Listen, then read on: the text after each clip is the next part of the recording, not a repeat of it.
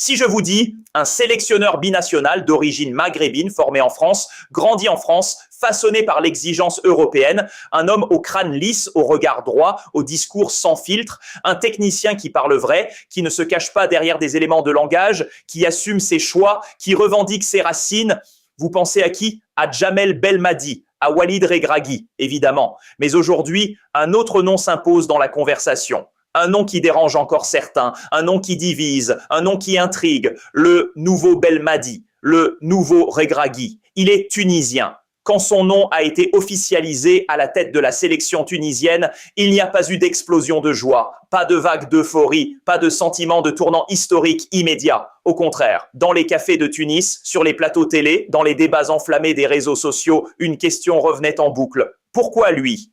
Très vite, les étiquettes ont fleuri. Opportuniste, choix par défaut, produit du football français. Et pour les plus radicaux, traître. Le mot est dur, violent même. Mais il a circulé parce que son parcours dérangeait une partie de l'opinion binationale formée en France, éduquée dans la rigueur des centres de formation européens, ancien international français plutôt que tunisien. Dans un pays où la question de l'appartenance ne se limite pas au passeport, le débat était inévitable. Et soyons lucides, le doute était réel. Pas seulement par méfiance, mais par mémoire. La Tunisie a une relation particulière avec ses binationaux. Plus sensible, plus complexe que chez ses voisins. Là où le Maroc et l'Algérie ont progressivement intégré cette richesse diasporique comme une force stratégique, la Tunisie, elle, a longtemps navigué entre fierté nationale et suspicion identitaire. En 1993, lorsqu'il devait faire un choix de sélection, le contexte n'était pas celui d'aujourd'hui. Les mentalités n'étaient pas les mêmes. Le regard porté sur les joueurs formés à l'étranger était plus réservé, parfois méfiant. Certains étaient perçus comme extérieurs, pas totalement enracinés, pas complètement du pays. Dans ce climat-là, les décisions ne sont jamais simples. Et c'est précisément pour cela que sa nomination réveillait des cicatrices anciennes. Pour certains, il représentait un passé mal digéré. Pour d'autres, un symbole d'abandon. Mais ce que personne n'avait anticipé, c'est la manière dont il allait reprendre le contrôle du récit. Sa première conférence de presse n'a pas été un simple exercice protocolaire. Elle a été un acte fondateur. Il n'a pas esquivé, il n'a pas temporisé, il n'a pas répondu par des phrases calibrées. Avant même qu'on ne l'attaque sur son choix entre la France et la Tunisie, il a ouvert le sujet lui-même, comme pour désamorcer la bombe. Il a raconté, expliqué, contextualisé. Oui, il a porté le maillot tunisien. Oui, il a répondu à la convocation. Oui, il a attendu sa chance. Et oui, à un moment donné, la communication s'est interrompue. Pas d'accusation, pas d'amertume affichée, juste des faits. Ce ton a changé la perception. Parce que dans le football moderne, la crédibilité ne vient pas seulement des trophées. Elle vient de l'authenticité. Et ce jour-là, il n'a pas cherché à séduire. Il a cherché à clarifier. La nuance est immense. Progressivement, l'atmosphère a basculé. Ce qui ressemblait à une nomination controversée commençait à prendre une autre dimension, celle d'un retour, d'une réparation, presque d'un rendez-vous avec l'histoire. On a vu autre chose qu'un technicien formé ailleurs. On a vu un homme qui assumait ses racines sans renier son parcours. Un homme qui ne venait pas réclamer une reconnaissance, mais proposer un projet. Et c'est là que le doute s'est fissuré. Car derrière les polémiques, il y avait une question plus profonde. La Tunisie voulait-elle continuer à regarder son passé ou construire son avenir? Sa conférence de presse a apporté un élément essentiel, la réconciliation.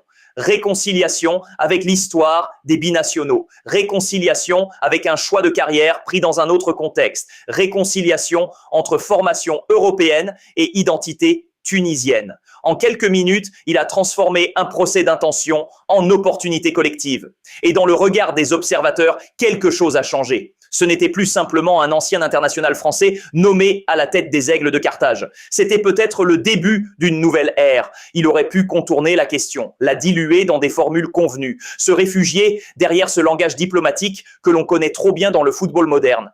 J'aime mes deux pays, je respecte tout le monde. Le passé appartient au passé, une séquence maîtrisée, propre, sans vague. Mais ce jour-là, il a choisi la frontalité. Avant même que la première main ne se lève dans la salle, avant même que le moindre micro ne s'avance, il a pris les devants. Je répondrai à la question sur mon choix entre la France et la Tunisie. Silence immédiat, ce silence lourd, presque électrique, qui précède les moments importants. Les journalistes se regardent. Certains esquissent un sourire surpris. Il vient d'ôter à la conférence son sujet le plus explosif, en l'ouvrant lui-même. Et là, pas de tension, pas de justification défensive, juste une narration posée, structurée, précise. Il explique qu'il a été convoqué par la Tunisie, qu'il a accepté sans hésiter, qu'il a porté le maillot. Il ne parle pas d'intention, il parle d'acte. Puis il raconte ce match, cette soirée où il s'échauffe longuement, 30 minutes, peut-être plus, le regard vers le banc, l'attente, l'espoir et l'appel qui ne vient jamais. Il ne dramatise pas. Il ne se victimise pas. Il décrit. Ce détail-là, beaucoup l'ignoraient. Cette scène change la perception. Elle humanise le récit. Ensuite, il poursuit. Après son explosion en club, après ce cap franchi dans sa carrière, plus aucun contact pendant 6 mois. Aucun rappel, aucun projet évoqué. Et puis, l'appel de la France. Pas un choix idéologique, pas un rejet identitaire, un tournant professionnel. Il le dit sans détour. À ce niveau-là, une carrière se construit sur des décisions concrètes, sur des opportunités qui ne se représentent pas toujours. Ce n'était pas un reniement, c'était une trajectoire. Ce qui frappe surtout, c'est le ton. Il n'accuse personne, il ne règle aucun compte, il ne critique ni dirigeant, ni entraîneur, ni fédération, il contextualise avec maturité, avec recul, il parle d'une époque différente, d'un climat particulier, d'une relation plus complexe avec les binationaux, il replace les faits dans leur temps. Et c'est précisément ce positionnement qui impressionne, parce que dans un football où la moindre polémique devient une bataille médiatique, lui choisit l'élégance. Il ne cherche pas à réécrire l'histoire, il ne cherche pas à se donner raison, il cherche à clarifier. Ce jour-là, il ne gagne pas un match, il gagne du respect. Et dans cette salle, on comprend que la Tunisie ne vient pas simplement de nommer un technicien. Elle vient de confier son destin à un homme capable d'assumer son passé sans le fuir. Classe, maîtrise, dignité. Et parfois, dans le football international, c'est déjà un premier trophée. Souvenez-vous de l'arrivée de Djamel Belmadi à la tête de l'Algérie. À l'époque, le scepticisme existait, le contexte était instable, l'équipe doutait, le public était exigeant, parfois impitoyable. Puis il y a eu cette première CAN, une compétition maîtrisée, un groupe transformé, un titre continental décroché loin des bases, avec une autorité presque froide. Mais plus que le trophée, c'est le ton qui a marqué. Belmadi parlait sans filtre, il assumait, il protégeait ses joueurs, il envoyait des messages forts, autorité naturelle, discours direct, exigence totale. Et pourtant, derrière cette fermeté, il y avait une humilité réelle, une manière de rappeler que rien n'était acquis, que le travail primait sur la célébration. C'est cette combinaison-là qui a changé la trajectoire de l'Algérie. Souvenez-vous aussi de l'arrivée de Walid Regragui, nomination tardive, contexte tendu, pression maximale. 5 mois plus tard, une demi-finale de Coupe du Monde, une page d'histoire écrite pour le Maroc et pour tout un continent. Mais là encore, au-delà du parcours, il y avait une signature, un discours frontal, une connexion émotionnelle avec le public, une communication claire, parfois piquante, mais toujours maîtrisée. Regragui parlait comme un leader moderne, capable de regarder un journaliste dans les yeux, capable d'assumer un choix tactique impopulaire, capable de dire « nous pouvons battre n'importe qui » sans que cela sonne creux. Ce qui reliait ces deux hommes, ce n'était pas seulement la réussite sportive, c'était ce mélange rare, franc-parler et humilité, autorité et proximité, rigueur européenne et identité africaine assumée. Ils avaient été formés dans des environnements structurés, exigeants, méthodiques, mais ils comprenaient l'âme de leur sélection, les attentes populaires, les sensibilités culturelles, les symboles. Ils n'ont pas importé un modèle, ils l'ont adapté. Et c'est exactement cette impression qui émerge aujourd'hui en Tunisie. On retrouve cette posture, ce regard franc, cette manière d'expliquer sans simplifier, d'assumer sans écraser. Un sélectionneur capable de parler de méthode, de discipline, de projet sur le long terme, tout en évoquant la fierté du maillot, le poids de l'histoire, la responsabilité nationale. La Tunisie ne vient pas simplement de découvrir un technicien, elle découvre un profil hybride, un pont entre deux cultures footballistiques. Un homme capable d'apporter la rigueur apprise en Europe sans renier l'identité tunisienne, comme Belmadi à ses débuts, comme Regragui lors de son entrée en scène. Évidemment, rien n'est garanti. Le football ne récompense pas les intentions, seulement les résultats. Mais l'histoire récente nous a appris une chose. Lorsqu'un sélectionneur incarne à la fois une méthode claire et une authenticité assumée, il peut transformer un groupe en mouvement collectif. Et c'est peut-être cela, aujourd'hui, que la Tunisie commence à percevoir. Non pas une promesse de miracle, mais la sensation d'un projet cohérent, d'un leadership aligné, d'une énergie nouvelle. Les titres se gagnent sur le terrain, mais les grandes aventures, elles, commencent souvent par une voix. Dans un football moderne où les chiffres s'affichent avant même les projets, où les négociations financières font souvent plus de bruit que les ambitions sportives, ce détail-là n'en est pas un. La fédération tunisienne traverse une période délicate. Les équilibres budgétaires sont fragiles, les priorités sont nombreuses. Chaque décision compte et dans ce contexte, il annonce aucune prime, un salaire mesuré. Ce n'est pas une posture, ce n'est pas une formule pour séduire l'opinion. C'est un choix assumé. Il aurait pu faire autrement. Il aurait pu accepter un contrat court, calibré uniquement autour de la Coupe du Monde, un engagement de circonstance, un tremplin stratégique, un bon parcours et les téléphones européens auraient pu sonner. C'est la mécanique habituelle.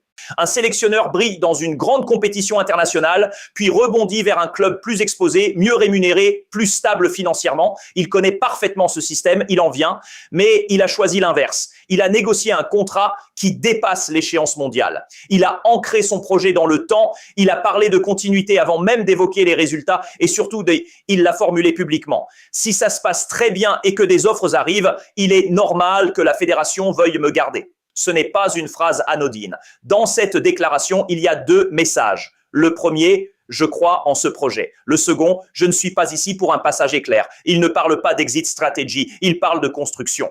Un sélectionneur qui évoque déjà la stabilité avant d'avoir dirigé son premier match officiel, c'est rare.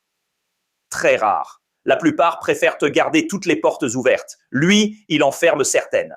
Ce choix envoie un signal fort aux joueurs. Il ne vient pas pour se servir, il vient pour bâtir. À la fédération, il assume le risque avec vous. Au public, son engagement dépasse le simple calendrier d'une compétition. Dans un environnement parfois instable, la stabilité devient un message politique autant que sportif. Et dans un football africain, souvent confronté aux ruptures brutales, aux cycles écourtés, aux projets interrompus trop vite, cette volonté de s'inscrire dans la durée est loin d'être anodine. Ce n'est pas spectaculaire, ce n'est pas un slogan, mais c'est peut-être l'indicateur le plus sérieux de son ambition réelle. Et parfois, les grandes dynamiques commencent par ce type de décision silencieuse, un engagement sur le long terme. Ça, oui, c'est un signal. Je ne viens pas travailler, je viens rêver. Dans une salle habituée au discours prudent, la phrase a claqué comme une promesse. Pas une promesse tapageuse, pas un slogan vide, une déclaration d'intention. Parce qu'il faut bien comprendre ce qu'il met derrière ce mot « rêver ». Il ne parle pas d'illusion, il ne parle pas de romantisme footballistique, il ne parle pas de slogan pour supporters, il parle d'un rêve structuré, un rêve qui se planifie, un rêve qui s'entraîne, un rêve qui se discipline. Ce n'est pas le rêve naïf d'un sélectionneur emporté par l'émotion.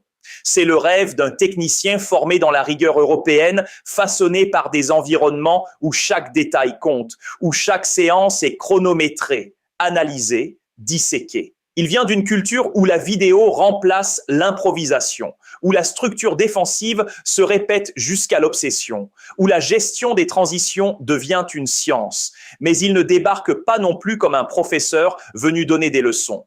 Son parcours africain, notamment à la tête de la Côte d'Ivoire, lui a appris une autre dimension, la gestion des émotions, la pression populaire, la symbolique du maillot.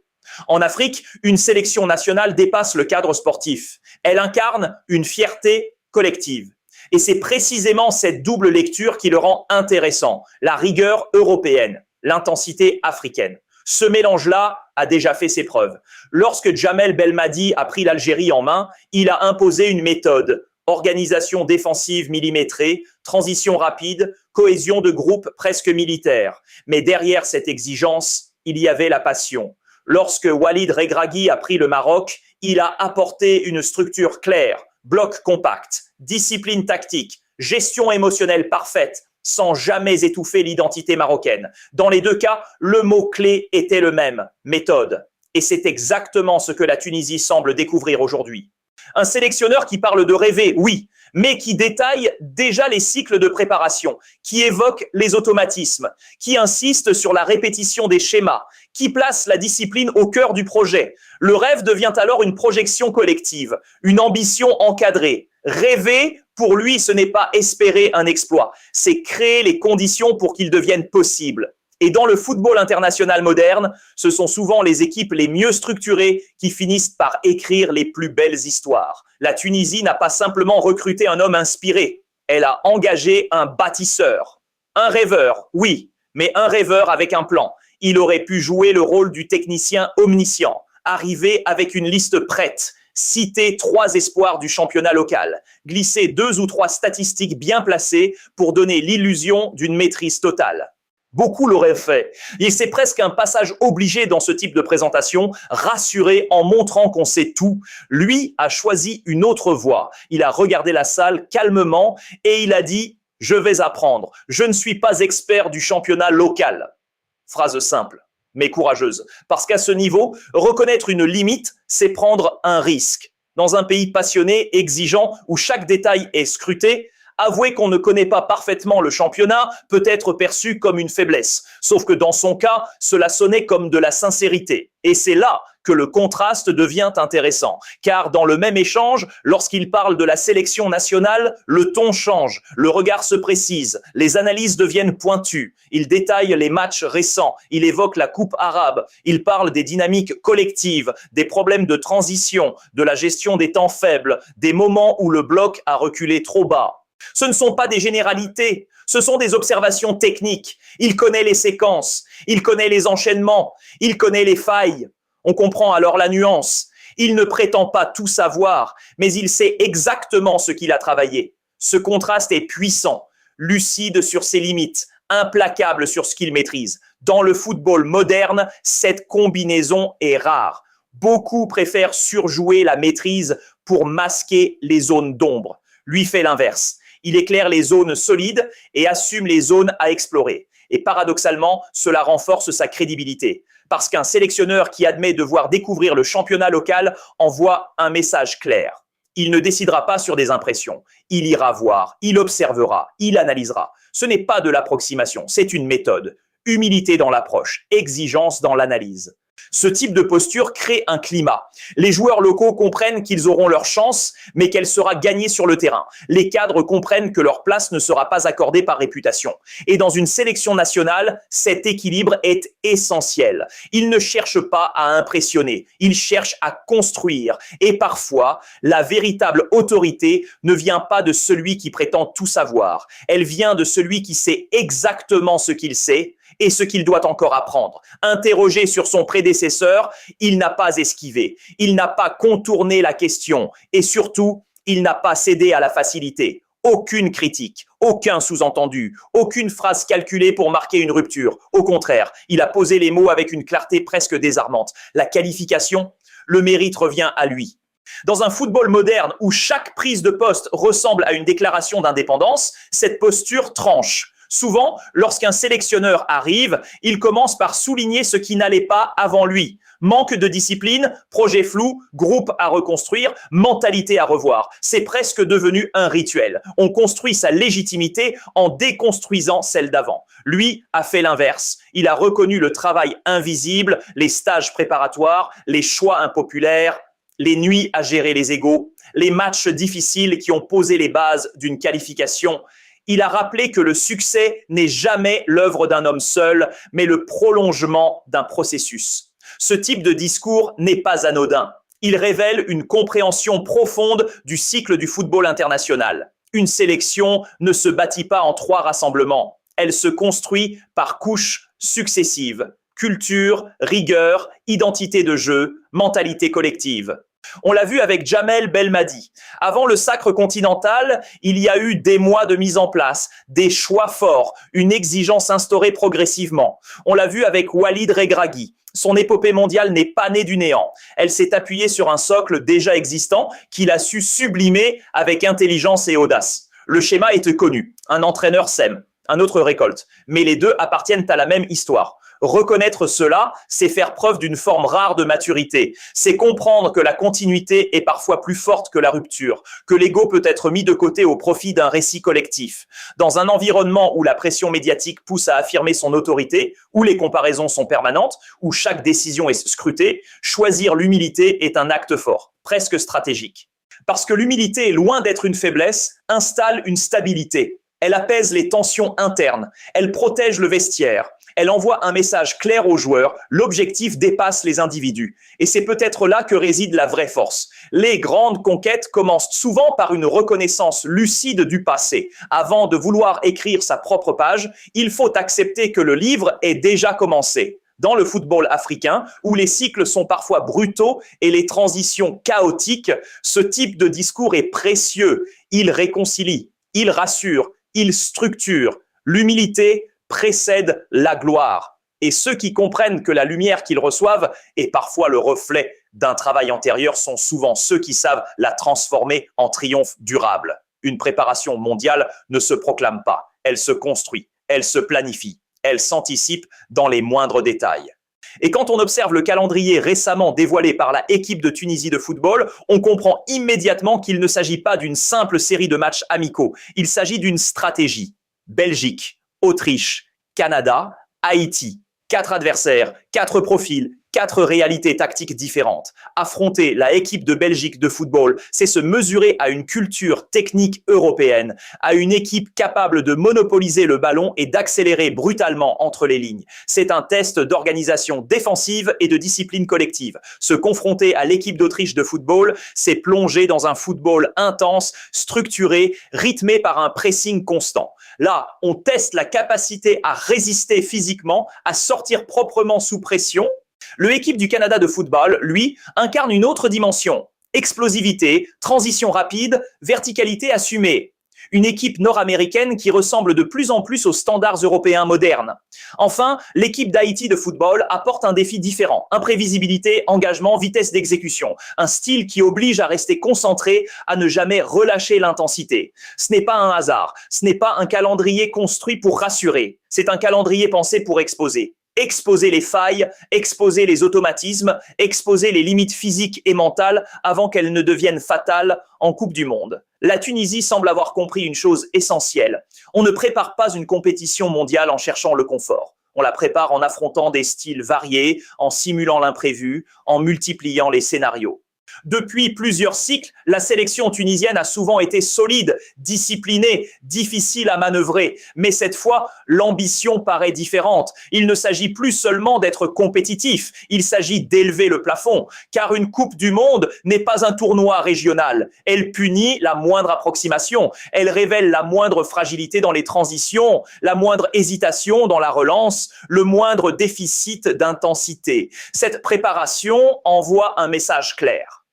La Tunisie ne veut pas subir l'événement. Elle veut s'y présenter prête. Prête tactiquement en ayant affronté des blocs bas, des blocs hauts, des équipes de possession et des équipes de transition. Prête physiquement en ayant été mise sous pression réelle. Prête mentalement en s'étant habituée au niveau d'exigence internationale. Aujourd'hui, parmi les sélections africaines en construction, la Tunisie donne l'image d'un groupe structuré, lucide, ambitieux, sans être arrogant. Et dans les grandes compétitions, ce sont souvent les équipes qui ont accepté de souffrir avant l'heure qui tiennent le plus longtemps quand la pression devient maximale. La Coupe du Monde ne récompense pas l'enthousiasme, elle récompense la préparation et sur ce terrain-là, la Tunisie semble avoir pris une longueur d'avance. La question qui brûle toutes les lèvres, est-il réellement le Belmadi tunisien, le Regragui 2.0 ? À vrai dire, personne ne peut répondre pour l'instant. La comparaison est audacieuse, le contexte est différent, les talents sont uniques. Mais une certitude émerge déjà, claire comme un coup de sifflet final. Il a compris que diriger une sélection nationale ne se limite pas à aligner des schémas tactiques. Ce n'est pas seulement choisir un 4-3-3 ou un bloc compact. Ce n'est pas seulement décider qui commence et qui reste sur le banc. Diriger, c'est réconcilier une histoire, c'est réparer un passé. C'est porter un héritage et incarner une fierté qui dépasse le simple terrain. Chaque geste, chaque parole, chaque choix devient un symbole. Et pour la première fois depuis longtemps, la Tunisie n'a pas seulement recruté un entraîneur, elle a trouvé un leader, un capitaine d'âme, un meneur capable de créer une dynamique qui dépasse les tactiques et les statistiques. La suite, évidemment, se jouera sur le terrain, dans la sueur et l'intensité des matchs. Mais l'histoire, elle, a déjà commencé. Elle s'écrit dès maintenant dans les discours, les attitudes et dans cette vision rare qui marie humilité, rigueur et ambition. La Tunisie n'attend plus seulement des résultats, elle attend un récit. Et ce récit a déjà un visage.